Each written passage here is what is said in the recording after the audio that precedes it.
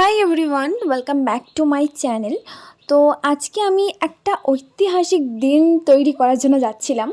মানে তোমাদের কাছে আমি কীরকম করে এক্সপ্লেন করবো আমি বুঝতে পারছি না, বাট আমার কাছে এই দিনটা একটা ঐতিহাসিক দিনই ছিল। কারণ এই দিনটার জন্য আমি এবং আমার ফ্রেন্ডসরা অনেক দিন থেকে ওয়েট করছিলাম।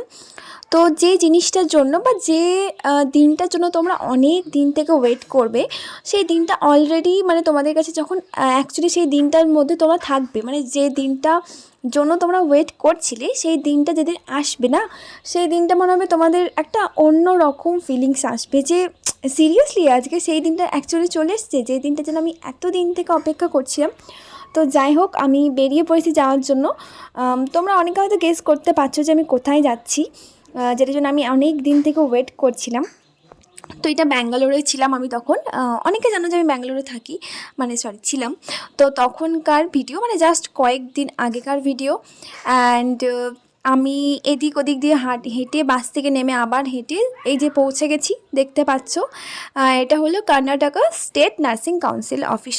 ওকে, তো এটার জন্য আমরা অনেক দিন থেকে ওয়েট করছিলাম।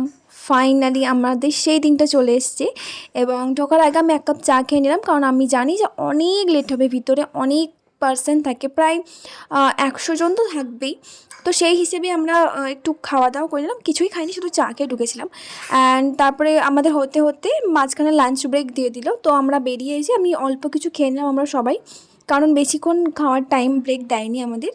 তো সেরকম একটু এগ রাইস খেয়ে নিয়েছিলাম, আমরা সবাই সেম খেয়েছিলাম, কারণ সবার খুব খিদে পেয়ে গেছিলো।